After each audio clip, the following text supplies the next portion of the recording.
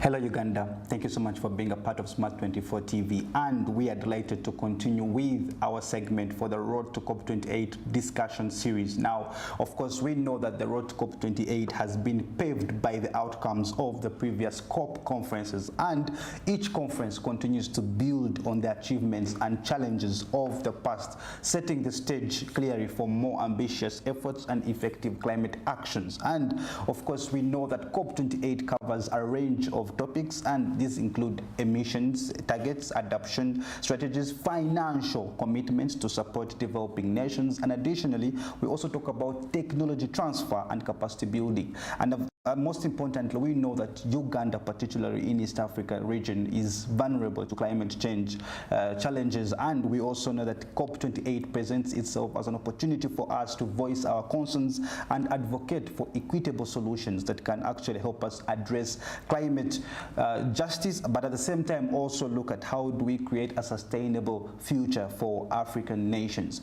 Now, joining me today is Joel Muhumza, the CEO of FlyHub in Uganda here, and of course he's going to tell us more about the technology transfer and development here in Uganda. How best can we utilize that opportunity while we're negotiating our way to technology development here in, of course, the least development countries, which Uganda, of course, is part of them as the LDCs that are in the global south. So Joel will be discussing with us on what does it mean for us to talk about technology development and transfer while at COP28, and also he will also discuss with us the role of FlyHub when it comes to technology development in Uganda. You're most welcome, Joel. Thank you, sir. Thank you.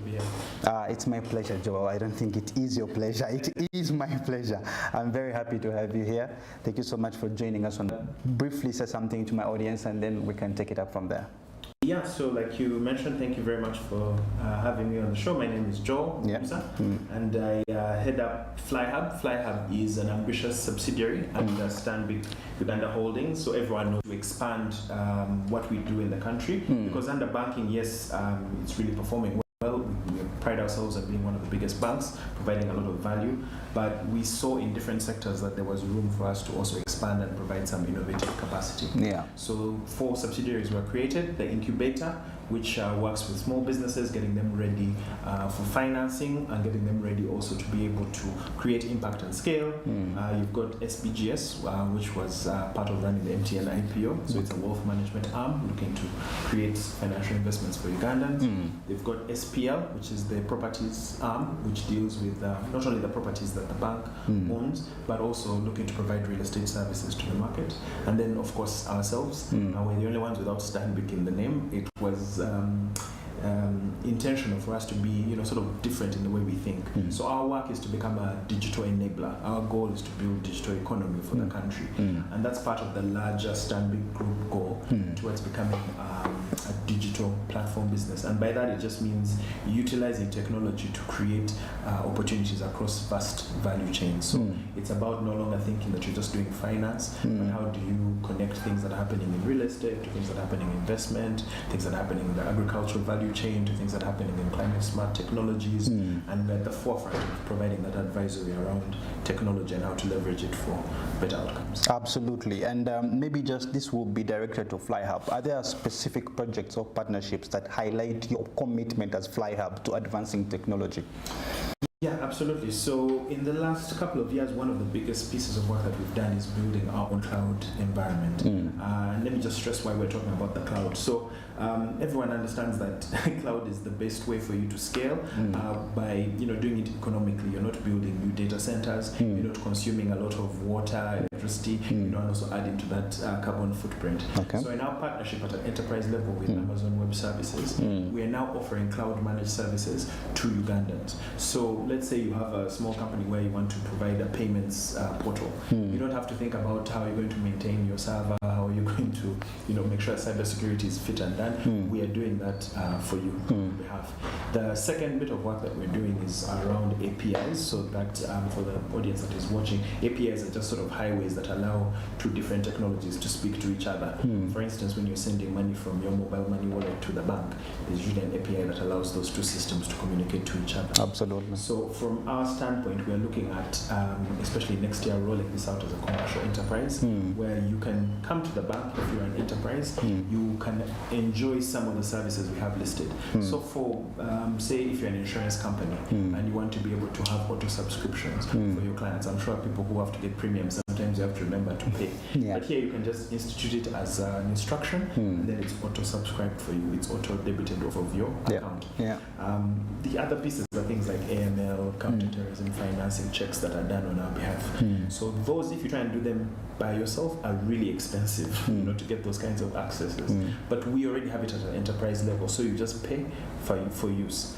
The other were things like how we supported the MTN IPO. So a lot of our work is supporting these beyond bank subsidiaries. For the incubator, we're working on a dashboard that allows people to see the impact. So when you join the program and when you leave, someone can see that, well, if you were funded by the French embassy to learn, something about agro value chain processing, we're able to see where were you at the beginning and where are you now. So you can use that information to be able to get further credit. Another thing that I think we're quite proud of is we're now launching partnerships with the likes of Innovation Village. Nice. Why we're doing that and looking at the different hubs is because we're part of the Stanbic Group, we get privileged access to a lot of the projects that are going on within our enterprise. The bank has so many different sectors it's operating in, and technology is spanning in all of those.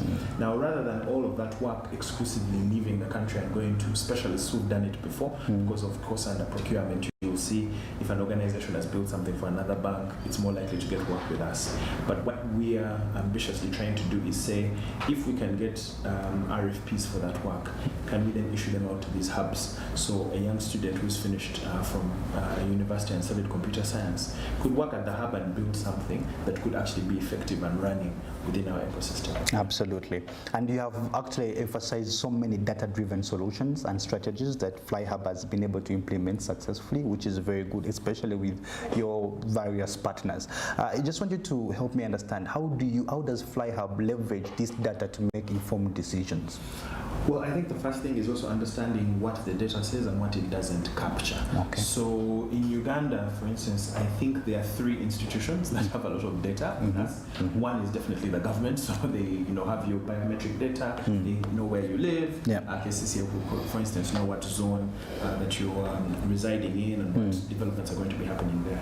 The next is banking, because there we see your inflows and outflows. That's largely for people who are actually using banking. As we know, a large segment of this population is informal, so their interface with us is probably tangential. The other large one is mobile telephony, the telecoms, who have a lot of information and data. Okay. So the way we look at it is, how can we build a profile for you so that we can get customized services? In the older world, I said the older world, which was just a few years ago, we would group people into segments. So we say we have a woman's product, or we have a youth product. But I won't presume that we're the same age. But if we're the same age, we probably have certain differences. And if we're all grouped together as one, you're getting something that probably both of us don't really require.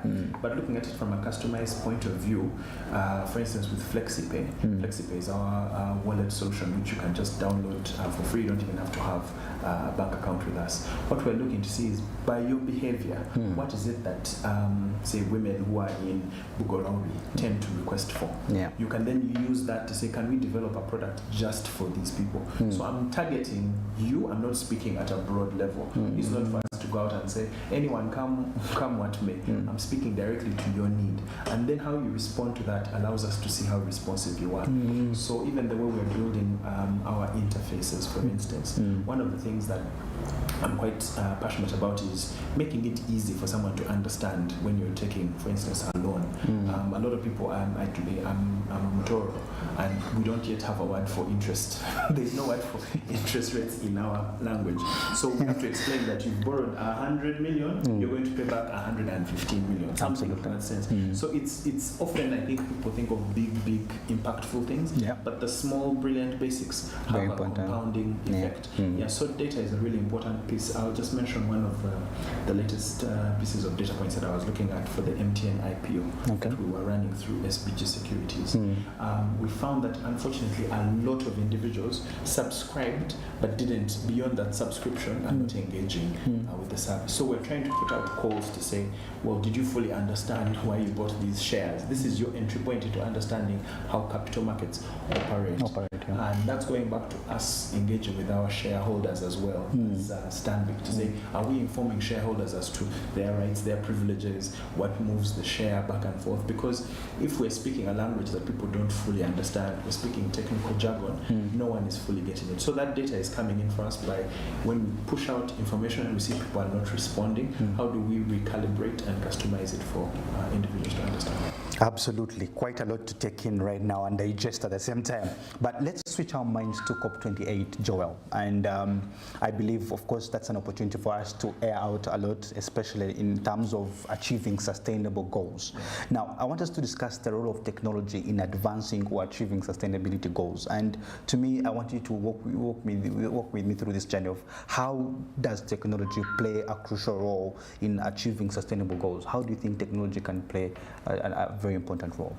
I think if you look at our economy, which is largely agro-based, I would think a lot of our practices seemingly would seem like they are carbon neutral, but we burn a lot of charcoal, for instance, so there's a lot of waste. So you can go all the way from small non-digital applications of technology. When I think of technology, I just think of the tools that you are applying to make this fancy screen you have here, which, don't get me wrong, it's part of technology. But I think a large part of this country is sort of looking at it as a very foreign concept and try to make it what can you do locally? How can you do sort of drip irrigation? How can you do water harvesting? But at a larger level for us, for instance, it's about how can we use say drones, for instance, to be able to do the kind of fertilization that's necessary. Now, in order for us to do it, it has to be at scale. So what I'm interested in with what's coming out of COP is the countries that are at the core, the global north. There are a lot of patented technologies there. I think what we need to do is talk about how can we ease up some of those patents so that we start building from where they are. We don't have to reinvent the wheel. When you look at software, for instance, one of the things I think government can look at is saying when they purchase technologies, can they also purchase the right for repair? Apple and all these other digital platforms are starting to increasingly put restrictions on who can repair or customize certain pieces of technology. Now, that's not a tech issue, that is a legal issue. So I think, yes, technology is part of it, but the policy side of it, if we can negotiate to say, look, when we purchase, say, a piece of e-government software, can we make it such that local suppliers can be the ones to repair these issues? When we look at the oil and gas space, for instance, for us, we've been very careful about understanding the science. So anyone who's getting any kind of funding from Stanbic Bank, which is going to be going towards, the feeder systems, maybe you're going to be doing laundry, waste management, etc. We're looking at what kind of green initiatives are you doing. Now, when we talk to a lot of the companies, obviously what they say is, it's a little bit more expensive for me to do this from a green perspective. So we're trying to subsidize those things, and we've got, great support from different foundations. I mean, the Stanbic Incubator, for instance, has gotten a partnership with Palladium, is looking at for the next 5 years from 2023 onwards to provide up to $1.5 million, actually $2 million to different organizations that are doing innovations in the agro value chain. So those are things about how you're doing storage, how are you doing water harvesting, how are you applying solar, how are you, for instance, doing green building. Now, the first stage of that is to actually show people how you do those pieces. And then there's technical capacity support that's going towards it. There's also rural electrification. So whenever we see rural electrification projects, we are, sort of excited about how can we expand things from beyond the major town areas. So there are a lot of initiatives that can be done, but over and above, I think the point that I was talking about before we came online is I think we need to have more collaboration because there are so many different funds, there are so many different pieces of work, and sometimes we overlap each other. That's true. So us as a bank that can be a convener of different institutions, we like to hear about it, and us as FlyHub, our main goal is to provide advisory around the appropriate technology use and how it can be used to get us 10x results. Absolutely. And maybe if I'm to stay with you on that particular area, there are initiatives that FlyHub has been involved in to broaden the theme of sustainability, especially in the context of COP28. Are there initiatives that FlyHub is involved in any way that broaden the theme of sustainability? So there's one that we're working with called One Farm and our business arm. And really what's that looking at? It's looking at from the field to the table. Okay. How can you track to make sure that there were efficient methods used for you to be able to get the sorghum from where it was to where you need it? Okay. Now, along that chain, you start understanding that there are different off-takers, there are different anchor clients. So when we work with those anchor clients, it's about how do you give visibility to you as an anchor client to say, all right, this is where this was collected from, this is how the water was stored with the feed or whatever it is. Absolutely. So One Farm is a really big piece. The other is we're trying to build a consent management system. Now, data is very important for us, and the more data we can get, the better we are going to be informed. But data privacy laws have it such that you need to know that we're collecting this data and utilizing it for this very same reason. So what we're doing is trying to get the farmers to understand, if you give us more and more of this information, we're able to maybe tell you the rains are going to be especially terrible this time. Maybe once you start moving, I'm from Western Uganda in Fort Portal, and it's alarming for me what's happening on top of Mount Rwenzori. I think about 20 years ago it was about 6.5 square meters of ice at the top. It's less than a square kilometer of ice now left, and that's why there's a lot of flooding happening in Kasese. Recently when I was trying to come from Fort Portal, the roads were quite terrible. Now, to wait for that lag information to get to the farmers, that means the effects of those rains are going to be felt in the coming year.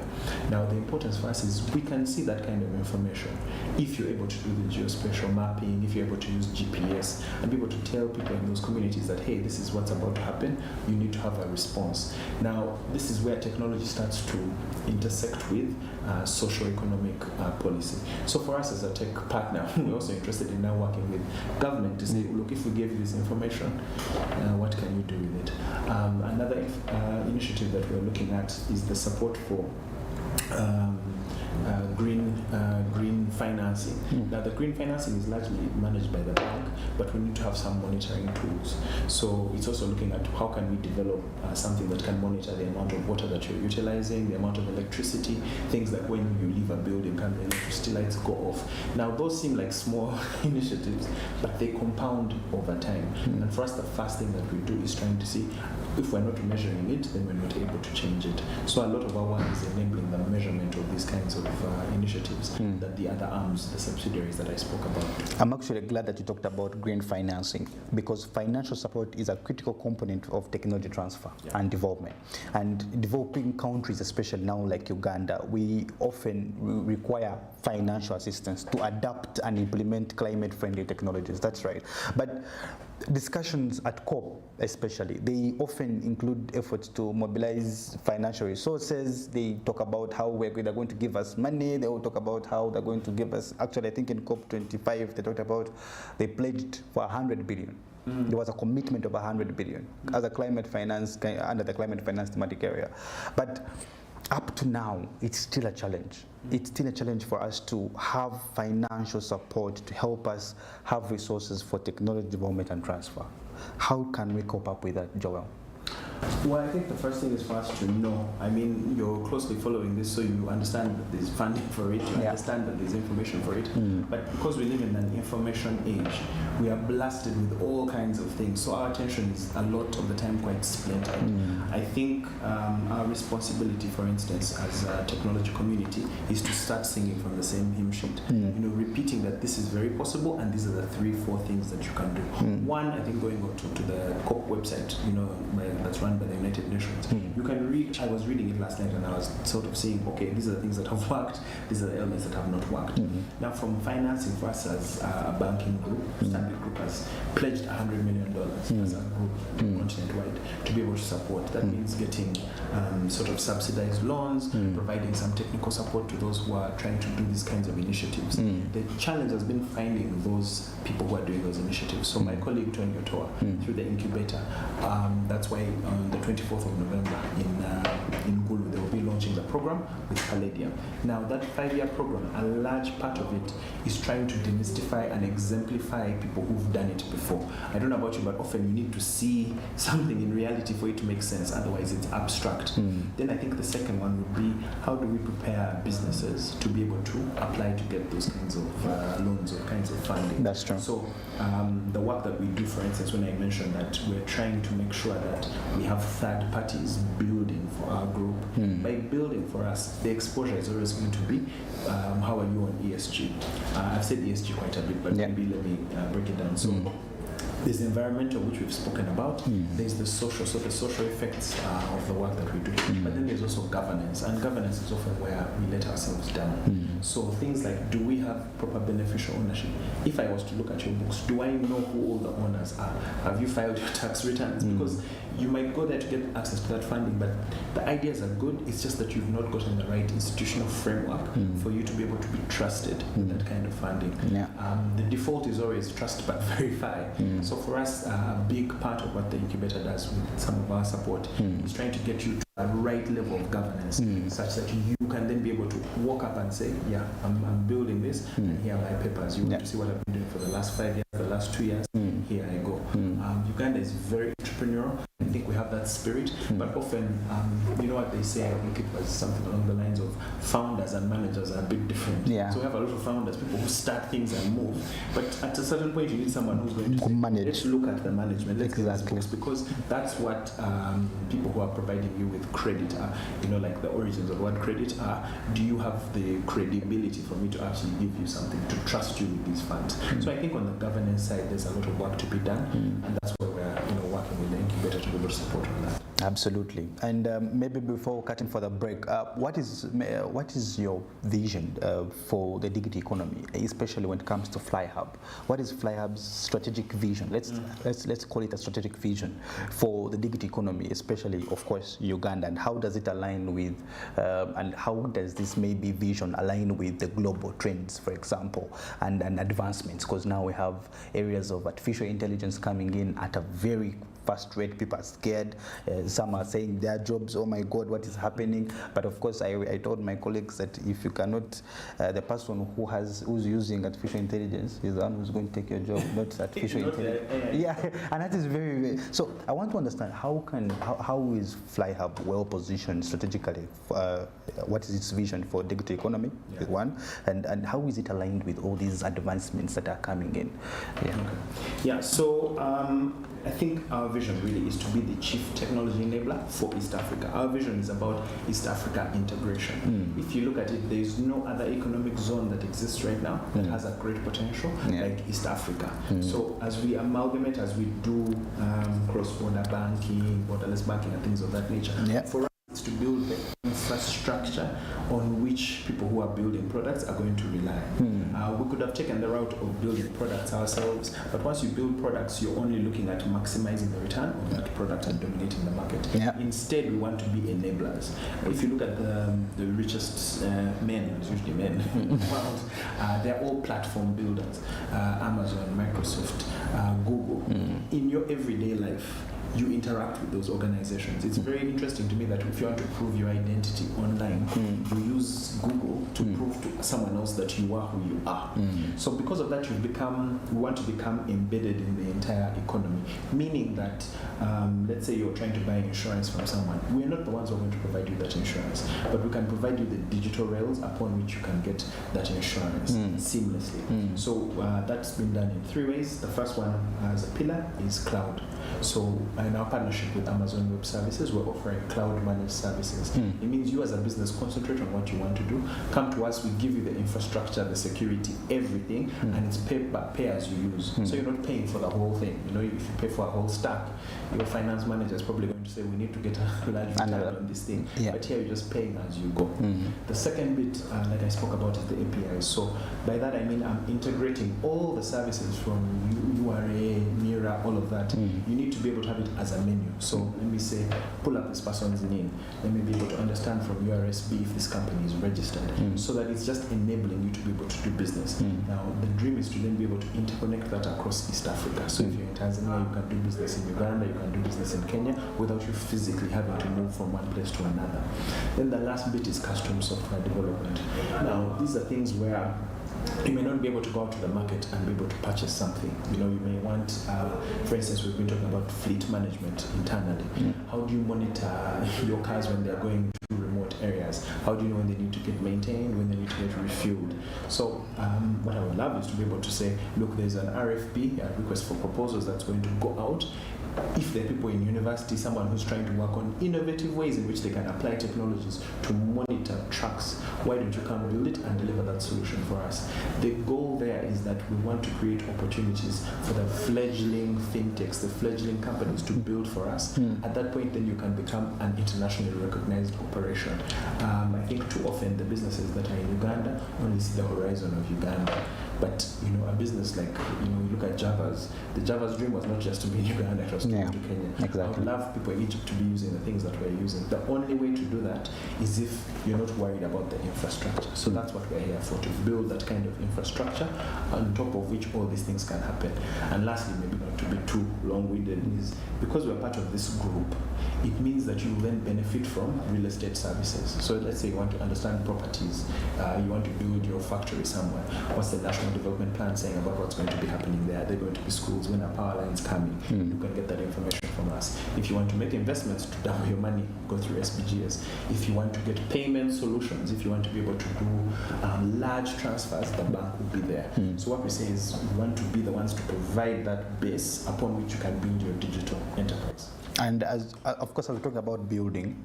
I was also thinking about how do you know, young people and all other people at different stages and different levels. I want to ask, does FlyHub do capacity building? Because capacity building initiatives focus on knowledge transfer, you see? And of course, I know and understand that FlyHub is involved in different digital solutions and innovations. So what I want to understand is, on the knowledge that capacity building focuses on knowledge transfer, on the knowledge that it focuses on skill development, it also focuses on institutional strengthening. Now, for us, we know that, of course, when it comes to technology development, but for us to effectively use these climate technologies and other technologies that are very important for us, we need that capacity building. Now, the question to you is, how can we have capacity building programs for technology development and transfer in Uganda? Actually, my question would be, can it be through FlyHub, for example? Because what I want to know is, we want to be a part of decision-making processes, we want to be included when it comes to policy making, but it all starts with, you know, that knowledge transfer, it starts with that skill development, it starts with that strengthening, you know. So I want to understand, is there any plan along those lines that FlyHub is interested in or directly involved in?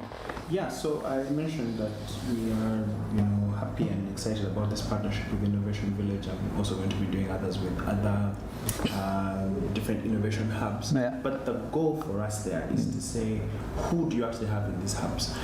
Part of what we've been doing a little bit this year, and I think we're going to scale it up a bit, is what we call toolbox sessions. On Fridays, we'll invite people from the university. We had one last year from people from Makerere University, I think some people from Ngozi and a few other places, who came in and so what does it mean to build cloud, for instance? So you talk directly to our engineers who are able to tell you, yeah, this is the reality, these are the security measures, because often, you know, unless you understand the constraints, you're unable to be creative. Within constraints, you're able to be creative. So we'll sort of say, well, you can't build that because data privacy says this, or you can't build this because that person doesn't have access to a laptop. How are you going to do it? One of the things that I am keen on also is to work with people with disabilities. Why? Because imagine you walked into a room and found 10 men trying to build a product for 18-year-old girls. Like, we are trying to think for a contingent that doesn't have a voice about what's going on. So I'm going to presume, and even with the best of intentions, probably stereotype and limit it.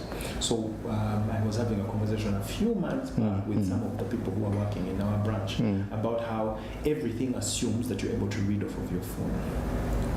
So how would you do it for someone who's visually impaired? You know, how do you do the audio pieces? How do you guide someone when they don't speak English, for instance? How can you have it such that there's like a voice recording? Now, that's why you talked about things like AI. Now, I agree with you completely about the way AI is right now. It's largely a marketing term. Yeah. People are seeing it as a scary thing, but you can easily break it down. So I think the responsibility for us is, even with partners like Refactory, right now, 6 of our developers came out of we intentionally hired people who are new to the market, and so they were able to learn. Now the idea is that those people will communicate back. There's a ripple effect. Those people, yeah. And I think my call would be next to work with Makerere University and all these different computer science labs to say, let's give you some real problems that we see every day. Provide us with an innovative solution. It was an eye-opening thing for me when I first went to California and I saw just how integrated Silicon Valley is with places like Stanford University. So if you go to Stanford, you're not just working in an abstract area, you're actually working on things that a company may say, we're going to give you money to give us some research on this. So I think as a private sector, for us, as we build up our treasure chest, we're definitely going to be providing more and more. Our version of CSI is trying to say, how can we create more of those toolbox sessions, provide small amounts that can allow for creative solutions to be done.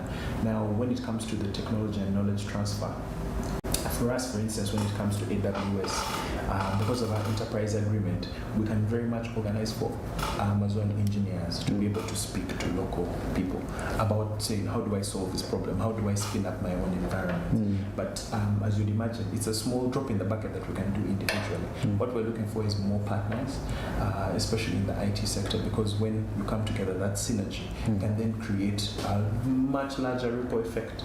And then lastly, also talking to government about their procurement policies, for instance.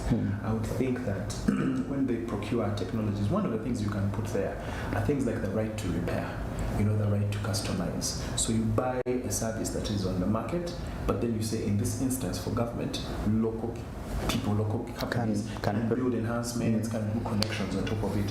What that means is the person who's providing it as a license provider doesn't have to worry about every change that's going to be made. They have to make it worldwide for everyone. So it has to go into a queue. But no, give me my own instance that I can build and spread out. And give me the right. Yeah, and give me the right to be able to do that. So I think us empowering the policymakers to be able to do those kinds of negotiations that can then remove the constraints that currently exist. Absolutely. And of course, I don't know if you attended the Innovation Expo at Makerere University.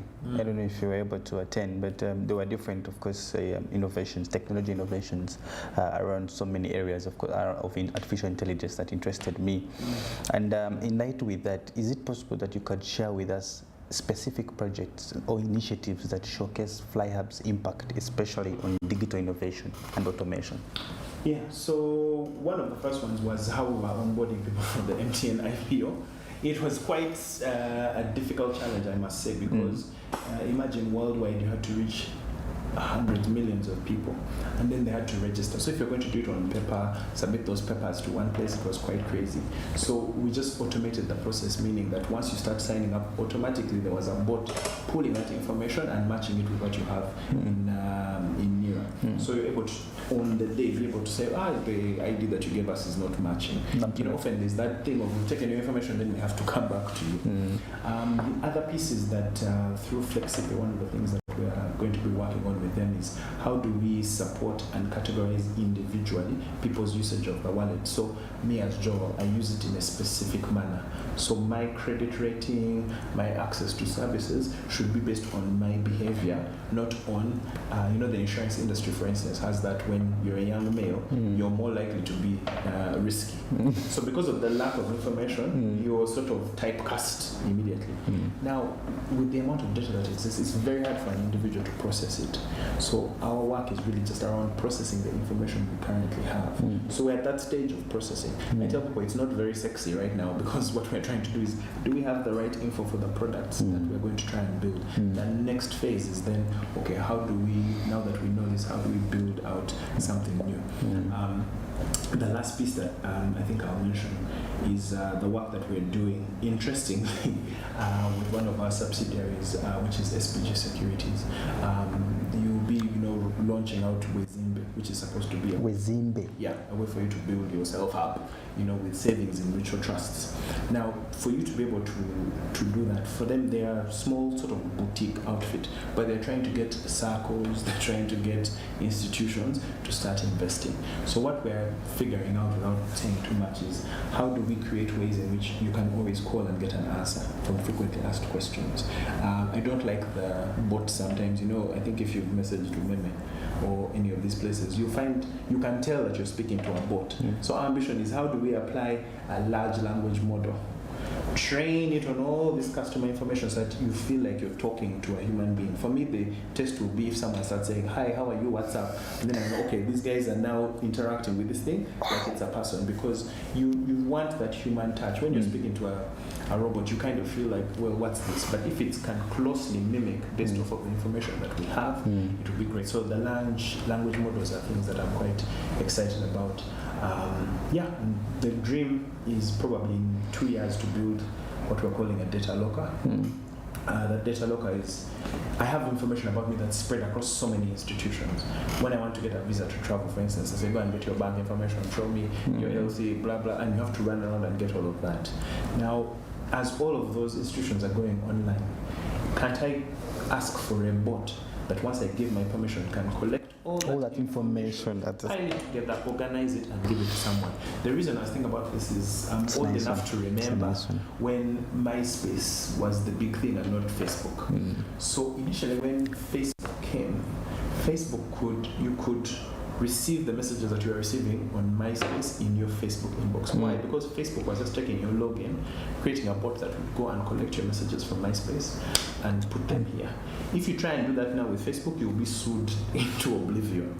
So we are at a stage now where there are no rules that currently say that if I've given my consent to this bot to go and get this information, why can't it do that? So I should have digital identity. It should be such that if we build that data locker and government, for instance, is looking at it, I can prove who I am at any point in time.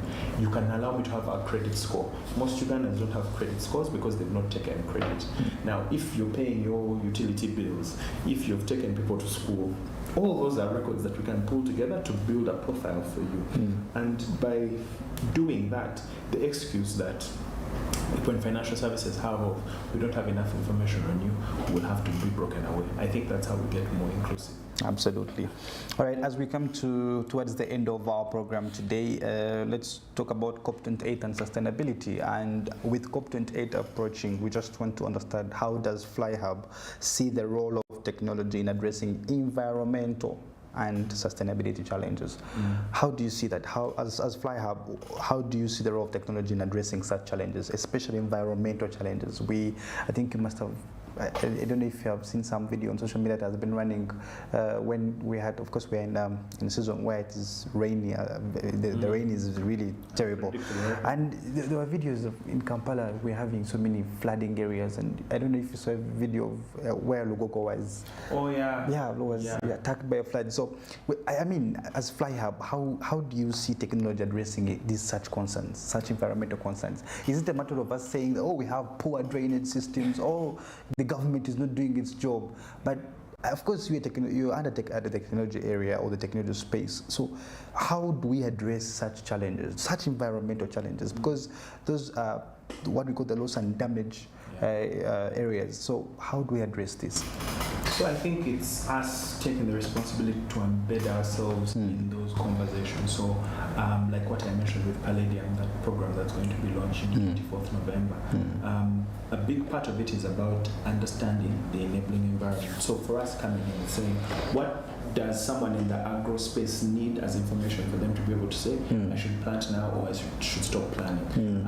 The unpredictability of these weather patterns means we can't rely on the knowledge that we always had, the predictability of it. But if we had enough information about it, what signals do I need to give you to say, you know what, right now it looks like it's going to be a drought, you need to apply this, that, and the other. I don't have the information of what you're supposed to apply, but I can get the information to the right parties. So working with, say, I think the government needs a lot of support. I mean, it's easy to beat up on government. Myself, I beat up on them quite a bit.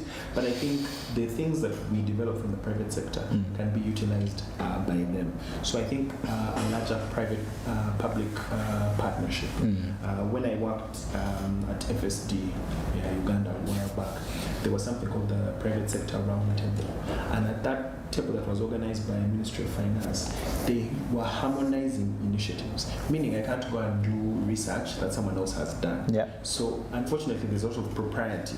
I do research, I hold it to myself. Yeah. But there could be aspects that could be utilized by different parties. So us as FlyHub, every initiative that we do, we talked about the toolbox sessions. The big thing is disseminating as much of that as possible to say, hey, why don't you try this out? Now we have a cloud environment. I don't want to simulate what those solutions would look like. So why don't you test it out? Say, I think there was something done by Dalberg and Airtel a few years ago, where Airtel has those towers and they can see how traffic is moving. So Dalberg was of the argument that if we pull that information, we can actually monitor and track what traffic flow looks like. So how do you make that real time? For instance, if you woke up like today, there was the green track. You only find out when you're on Twitter. Maybe there's a message alert that could come through and say, hey, this traffic route right now, you can't go there. Try it this way. Or rains are coming through. This is a particularly vulnerable area. So that only addresses, it's information technology that gives you information. But the next step is physically what are we supposed to do? Physically, how can you organize with urban planners to be able to make those kinds of changes and decisions? So our part is really about disseminating the information, making it readily available, having the technologies to automate decisions that have already been made. But like I said before, at a certain level, you need to have the people who actually do the physical, the atoms, the world of atoms, building the things that are going to be necessary. So really partnerships. FlyHub is very open to those. We are always trying to accelerate. Like I said, we're building the enabling infrastructure for you to be able to utilize what we have to enhance what it is that you're doing. Right. I've learned so much from you, Joel, today evening.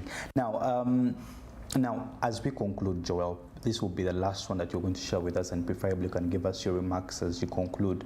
But I just want you to tell us about the technology mechanisms. That FlyHub, or not only FlyHub, but we could put in place as a combined effort or as a committed effort to ensure that we enhance the development and transfer of climate technologies. Yes. I think the first thing is we need probably a body that's working with NITA, with the Ministry of ICT, and with UCC. Yeah. I know they're building a lot of initiatives and a lot of hubs. As the private sector could say, well, we're going to match certain contributions. And then what we build, the reason I'm focused on us building within our cloud environment is it means that we can have a sandbox. So why don't we create a sandbox where we test these solutions out? Let's say NSSAF, whoever has a problem, provide that problem, people provide you with simulated solutions for it, and then you can pick. Bank of Uganda has been very good about this, because when they were trying to regulate fintechs coming to the country, they've created sandboxes, meaning that, okay, come test it with a small population so that we have evidence. I can't judge it based just on paperwork. So I think creating that infrastructure for testing, for throwing things at the wall, and then seeing how they're going to fall apart or if they're going to work. Now the next stage is, how do you actually scale it up? And this is where I'm very, maybe I look like I'm motivating for East African community, but there's some things happening in Kenya that could be applied here. One of them, for instance, is a solution like Chama. So Chama is just small circles, small groups, how people save and put money together.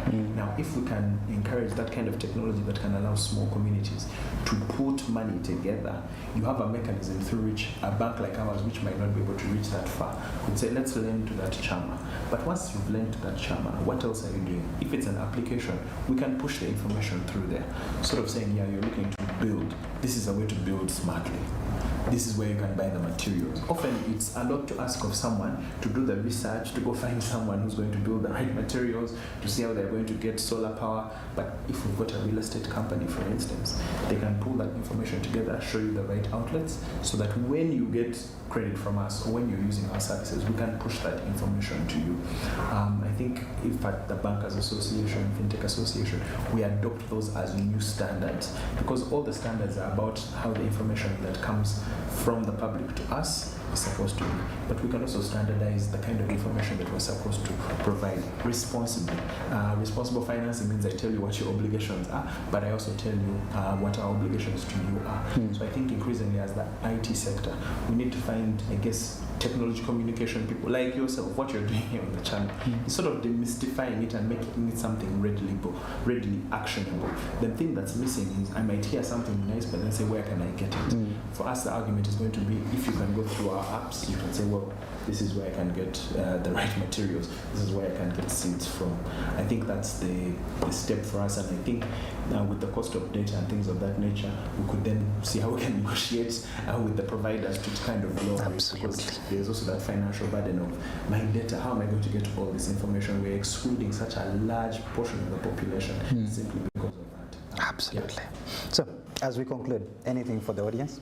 I think the two things I'll leave you with is the reason I'm sitting here and the reason I'm sort of humbled by our mission is Standard Bank was doing really well, but they decided to expand.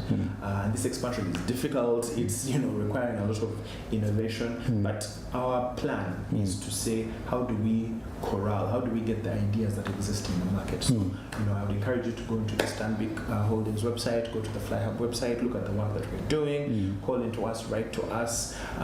We won't be able to do everything, but we'll promise you to be able to do the kinds of linkages. I think the more linkages that we can do, we hear about so many opportunities that are the incubator, so many opportunities within the bank, we'll be able to connect you to that. And then lastly, I think whether you're a lawyer, whether you're a farmer, this technology is for all of us. The information age that we're in, it means that you can learn how to code even off of YouTube. You can learn from companies like Fundibots, for instance, that's offering technology training for robotics and robotics. Right? I love those guys. I really think that we have a chance for these new generations to sort of think differently. You made a comment about how AI is not necessarily taking over your job, but it is augmenting my ability to do your job. Exactly. So that means even all the way down to school, how should we implement AI so that someone is learning?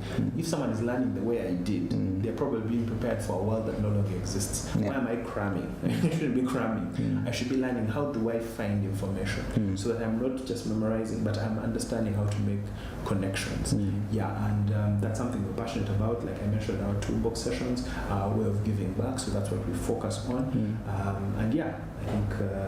I think we are poised. This generation is probably going to surprise us. They're going to do many great things. I'll be out of a job soon. That's not true. I know that's true. Well, to our audience, we thank you so much for being a part of this program. And of course, we have pointed out that technology development and transfer are crucial aspects of global efforts to address climate change. And the UNFCCC, established in 1992, they recognized the success of climate change mitigation and adaptation efforts that depends on the viability and deployment of appropriate technologies, so especially in the least developing countries. So if we are to face the barriers to accessing and deploying such technologies, then we must adapt to the Paris Agreement and what it says to the technology and appropriate technologies that we should use to mitigate climate change, justice, and of course the challenges. Now, for those that have been watching us, thank you so much for being a part of this program. We shall continue to bring you more discussions on the road to COP28, and Joe with me has made us figure out what it means to be a part of the technology conversations and negotiations at COP28. Now, for those that are watching us, have yourself a very good day, and we shall see you next time. Bye-bye.